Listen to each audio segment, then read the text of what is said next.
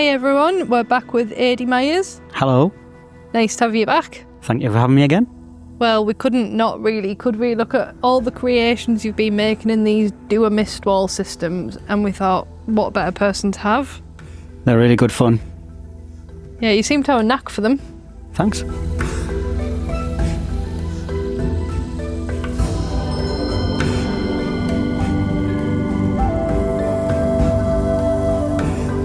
So we'll start with the DOOA shallow.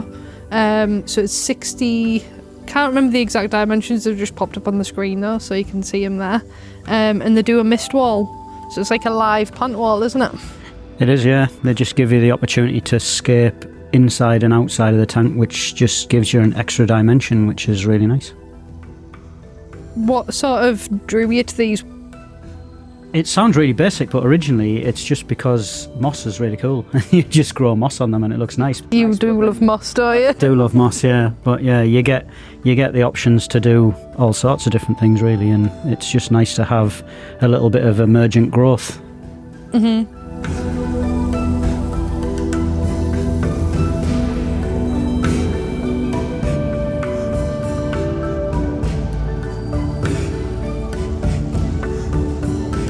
So Hardscape, you went for lava stone. Was there a particular reason for that? There was in this one, yeah, because in this one we wanted to get extra height out of the water because we had the plan to use these little chef layers you can see just there, which are already on lava stone. Mm-hmm. With using lava stone, it's quite a lightweight rock, so building height, you don't add as much weight to the tank basically. It's just easy to use and quite lightweight, so you feel a bit safer when you're building higher structures. Yeah, especially in such a shallow tank as well. And also, as you can see, it's all black. Mm-hmm. It's got a black background, a black cabinet, a black Mizukusa wall, so the black lava rock, it blends in really nicely. And with these setups, I don't like seeing too much through a background, so with a black background and a black rocks, it shadows everything, so it adds a bit of intrigue and a bit of mystery. Yeah, it makes it a little bit eerie. Yeah, yeah. Mm-hmm.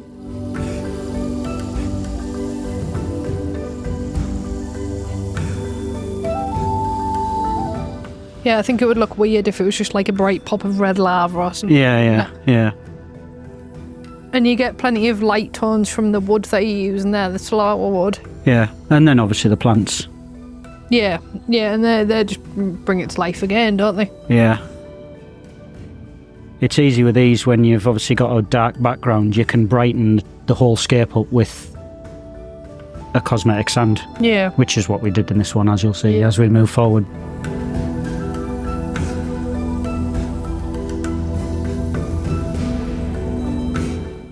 With the chef lara plants as well, that come on the lava rock, it obviously using black lava rock, it all works together. Mm-hmm. So it blends pretty seamlessly. Yeah.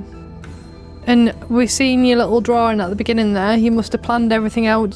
What sort of scape you wanted was like quite an impactful scape, but you needed it to be vertical rather than anything sticking out forwards from the tank or from the sides, because obviously it's located in a nice little area in the shop where there's a corridor, so there's lots of people walking by. So you don't want them people getting stuck to twigs. Yeah, you don't want them readily catching twigs and pulling things to bits or hurting themselves. Yeah. Obviously it was to be a more vertical scape, so yeah, I just did a little sketch of something beforehand to give us an idea of see if it would be okay really. Yeah. And they're the little shift flarers that you were on about? You can see there. I just used them when I was starting to do the scape. I started to a position where I thought it might want to sit, just so that I could get a good shelf for it to sit on, basically, on that big rock there, you see. Yeah, you don't want them to look too placed, you want them to blend, so... Yeah. And I knew I wanted them out of the water to add that extra height in amongst the branches. Mm-hmm. Obviously, you've got lots of nice actual plants there. That's a monstera behind there, is it? Yeah, just a big normal one. All the leaf shapes kind of tie into that sort of jungly type theme, and it just looks really cool with that big plant behind it and the plants beside it. It kind of makes a feature of the whole thing. So yeah, you get your tank in the middle, and then you can put them plants behind them and beside them, and Yeah, well, that's what we were missing, because we had like a little, what we called the jungle corner before with a small tank. Yeah, yeah. And we just missed it being alive with plants, so this makes it perfect, really. They're perfect for that sort of thing. They're really good. At home as well, it's really nice because you get like that, almost that, you get that aquatic element, but you get like also kind of a houseplant element as well. Yeah. So it's really good to integrate the two. You get the best of both then, don't you? Yeah.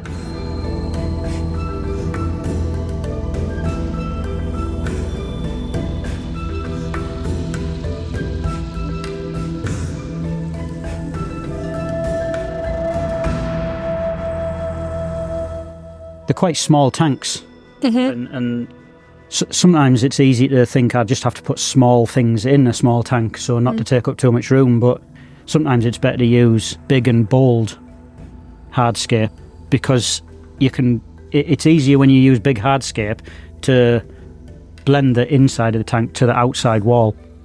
Yeah, because if you use really small stuff, there would be a slight disconnect, wouldn't there? Yeah. So where you see the sponges at the moment, obviously once they're covered in moss, it's going to be a big block of green. It's not going to be black anymore. No. So you're just going to see a line otherwise. Yeah. Which is fine. Some people like that, and it's totally fine. Nothing wrong with it. But I think blending it in and making it look all one. Yeah, it naturalises the transition.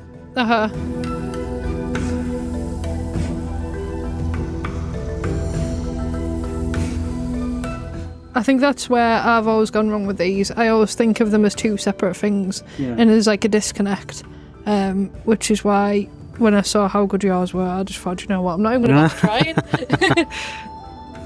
It's crazy because I'd never actually done one of these before either. I'd never even really thought about doing one, and then one day I did. Yeah, I know we've done two at home that you've got running at the moment. They're really good fun. Yeah, they are cool.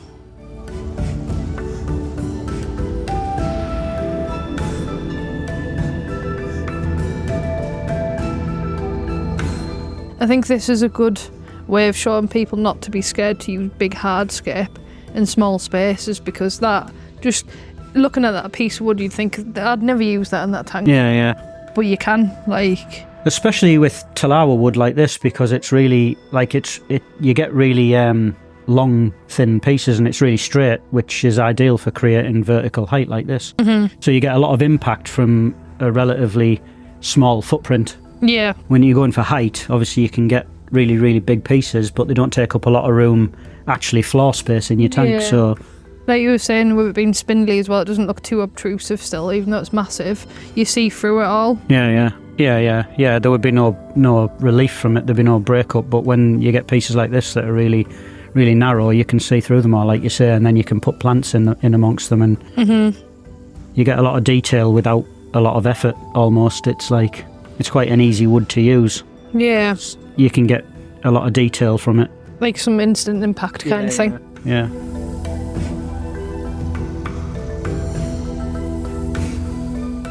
You look at this bit now and there's a lot of bits that look really odd. Like you can see the bases of some of the cut ends and things, but there's always a plan to hide them in the future, and a lot of the areas are going to be shaded. Yeah, I mean, you're taking it all apart now, Ed. I do a lot of that.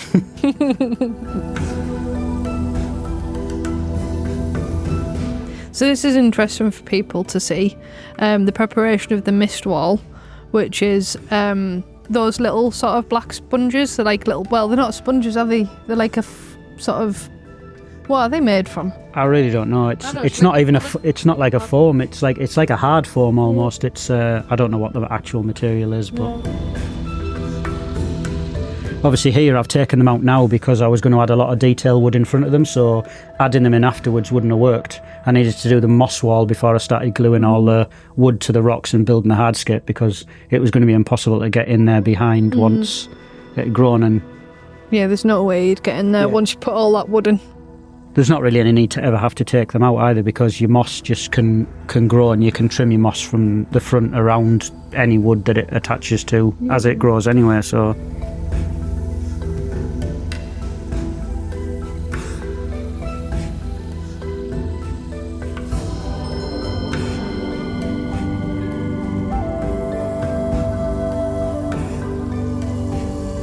Here you're just tying your moss you had like a little technique of tying it round once, didn't you? Yeah. Round the other way, and then a little glue dot on the back. Yeah. And that's just to keep it all there until it bonds to the... Yeah, yeah. It obviously infuses itself to the mat when it grows, but initially you want to cover your whole pad so you don't get any unnatural looking bits when you add it in. Yeah, and I just tend to tie it round first, and then, as you'll see, it just gets wrapped round, and then I'm not very good at tying knots, so when it gets to doing the one on the back, it's much easier just to wrap it a couple of times and then add a little bit of glue where you can't see. Yeah.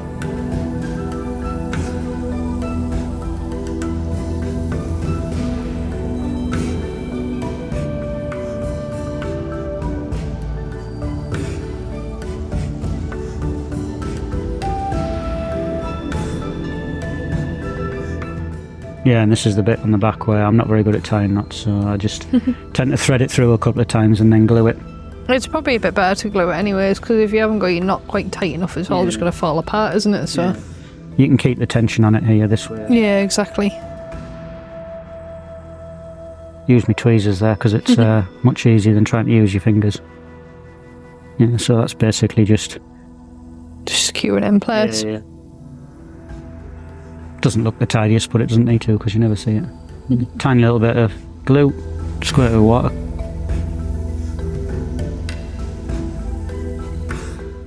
I didn't realise, till someone told me recently, if you don't spray that glue with water, it stays clear if you leave it to dry for 24 hours. Yeah. Obviously it doesn't matter in this case, but it's good to know, isn't it? It is, yeah. It's better, obviously, when you're doing hardscape in your tank. Water actually cures it quicker, so when you're trying to do a moss pad like that, then and you're not going to see it. No, you can't leave that 24 hours, can you? But unlike your rocks and things that you're doing here, that is a possibility, I suppose, depending on how much time you've got. I tend to find obviously with this little tissue paper method, it goes hard really quickly. The glue, it dries really quickly. Yeah, it does. And like for us, it doesn't matter because we're covering it with plants anyways. Yeah. But if you were like, I don't know, bonding rocks together where you didn't want plants, it's a good thing to know, I suppose. Yeah. And that's another technique, obviously, of hiding the joins where when you've glued your rocks together with a tissue, if you just sprinkle a little bit of soil or sand over the tissue, it naturalises it. So you don't get that white tissue, you get...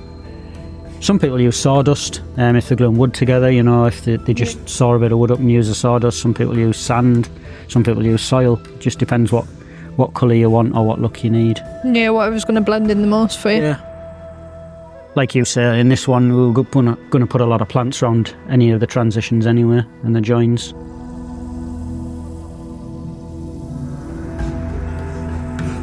I like to glue them all together. It just in these small spaces, especially where you're doing maintenance, it's really easy to knock small rocks or pieces of wood and move them. So when you're working in a tight space, I always like to glue everything together so it doesn't really have the option of moving afterwards. And I admit I have knocked it a couple of times, but nothing's moved, so it's all good. Good glue. It just means it is worth gluing, doesn't it?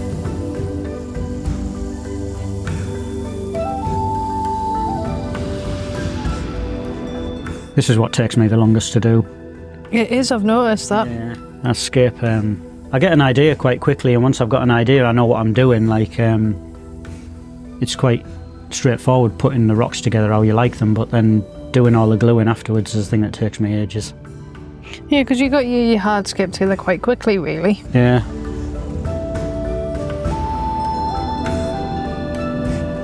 It's good when you're working in the shop because you just have access to all of the hardscape, which is why at home it's better to build up a collection of hardscape over years, and then you've always got a lot of materials to work from. You've definitely got a collection, haven't you? I've got a collection, yeah.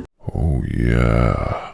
But when you come to the shop, obviously it's good because you've got the dojo. Yeah. So if you don't want to buy loads and loads of hardscape because you're never going to use it, you can just build your hardscape in the dojo and only buy what you need. Yeah. And then once you have ended up with that collection, you've got it there, haven't you? So, well, to be fair, you still buy loads of blooming rock, don't you? So you can never have too much. What's your favourite rock at the moment? Quite a fan of the ADA Yamir stone at the minute. It's really nice. You have some nice signature pieces as well, which yeah, some big pieces. yeah, so it's good to have the big piece and the little pieces.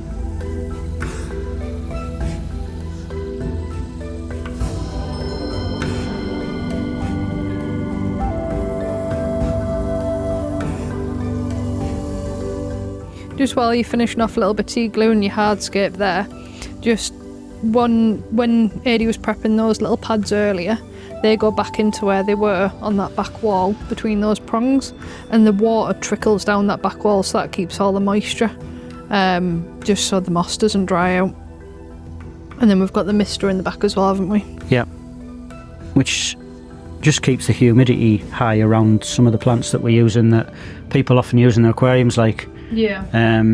But you can actually use them immersed. They're obviously all grown immersed. A lot of the potted ones are grown immersed in the nursery, so you just add a bit of extra humidity and they can just grow out of the water, which is really cool. So you can use the same plants underwater as you use out of the water, which is nice for the transition again. It is, yeah, because you're not going from like aquarium plants straight to terrestrial or terrarium. Yeah.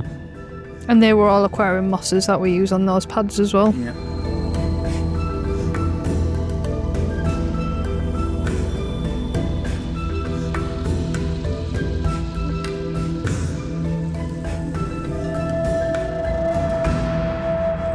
Yeah, this is me just faffing around now. Obviously you get your vertical element, which is really nice, but it's nice to have a little bit of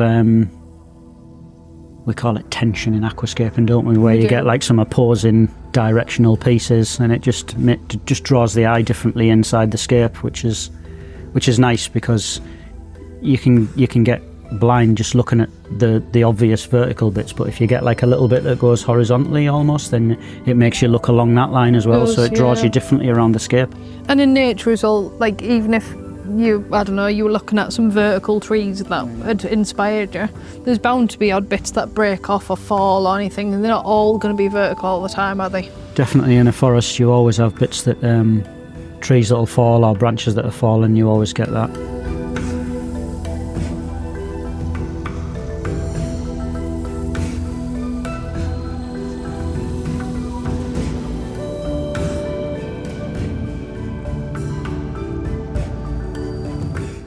That looks really weird the way I'm doing that, doesn't it? I'm just chucking it everywhere.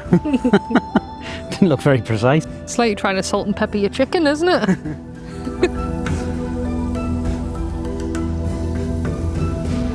Obviously you use your cosmetic sand, but I wanted to get the cosmetic sand in first because we were going to use a different product in the background to create the height and the volume in the back. Obviously it was going to be really dark back there, so I didn't really want all the sand back there, but also if you were using that much cosmetic sand in the back, you always get the risk of compaction. Yeah. And it can get expensive if you're using like a cosmetic sand just as a filler, then it's an expensive way of doing it. And what you'll see here, what we're using here is the Aquaforest. Yeah. Aquaforest lava. Yeah, which is a really it's a really good product for adding height. You can use it under soil if you're going to use soil. We didn't use soil in here because we didn't need to, but you can just use it as a standalone product as well. Yeah, it just allows water movement, doesn't it? Whereas sand, because it's so fine, it tends to compact up a little bit too much. So you don't want to use that really thick, else you're just going to end up with problems more than likely. Yeah. And there was no need to use an aquascaping soil in this setup. No. Because there was actually nothing that was going to be planted in soil. No, so it's all epiphytes that you end up using. Yeah.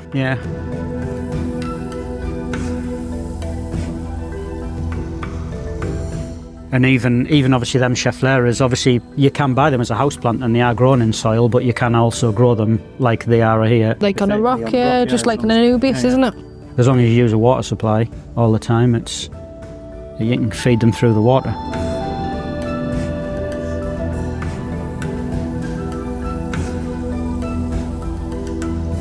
And then you've gone in with like a La Plata Big there, which again is quite big and porous, so... Yeah. Again, it just filled up the space in there, but added a slightly different texture. But a similar colour tone to the sand we used, which was Ady Mekong, wasn't it? Mekong, yeah. There was definitely light tones in there as well. So. But the Mekong sand has obviously the light tone, which is a good contrast to the black lava, so it brightens up the scape in the foreground. But it also has tiny little black bits in it.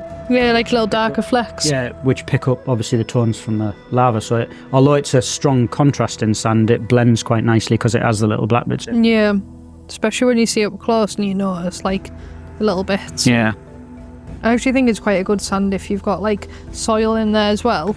So like in other scapes where I've used it, it doesn't quite bother you as much with your Romano shouldn't start pulling soil towards the front. It Looks meant to be. Yeah. Maybe not quite as bad as when you get soil, but Yeah. you maybe get away with it a little bit longer before you've got to clean your substrate up. Yeah, definitely. Is that just La Plata Big, or did we use some Dooa River sand as well? I think at the moment you're using just La Plata Big, but I think you did do a mixture of 2 or 3 different types. The slightly different grades, so it looked a bit more natural.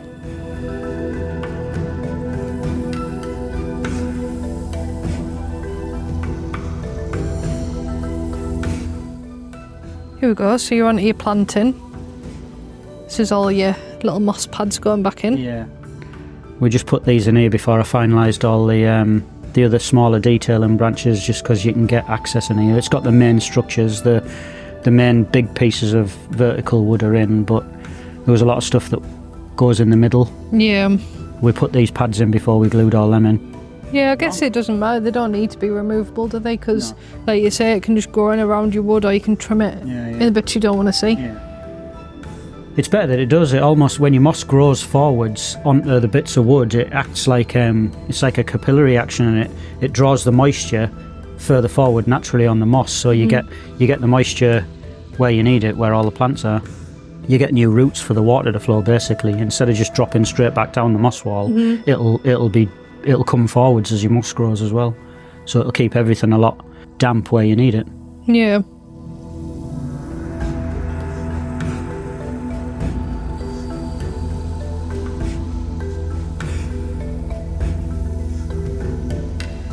It's amazing what a difference it makes when you get these in. You get that greenery as a backdrop. It's really nice.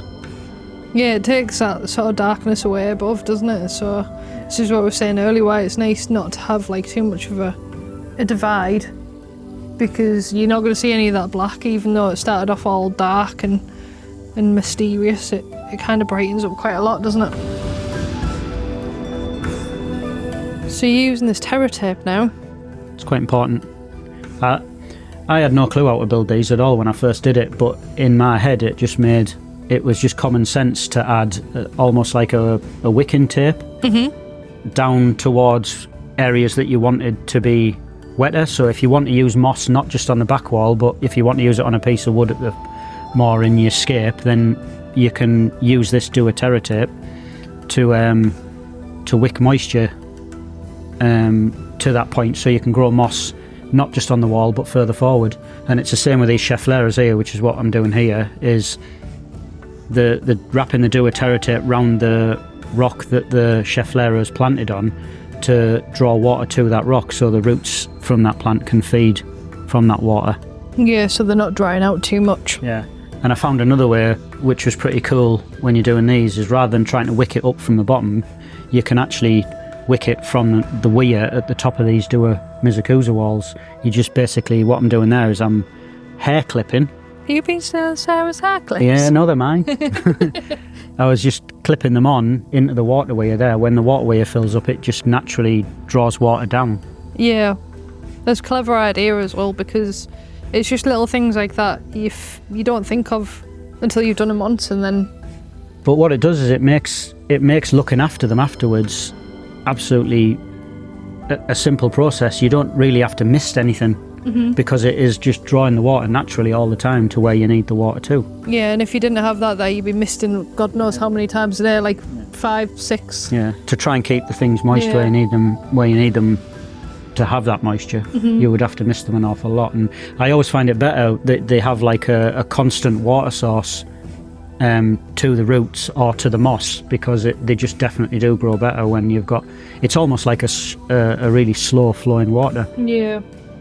You see a lot of them built with like little pumps, like a waterfall almost, people use sometimes, but obviously this it is pumped to the top of the Mizukusa wall, but then you can draw water from that and use gravity through that wicking tape. Yeah, well, you're getting the best of both then, because you're getting water that's coming up from the water that goes in the bottom, that's absorbing through the wood, and then a bit from the top, so there's not going to be much that isn't nice and humid for it. And Yeah.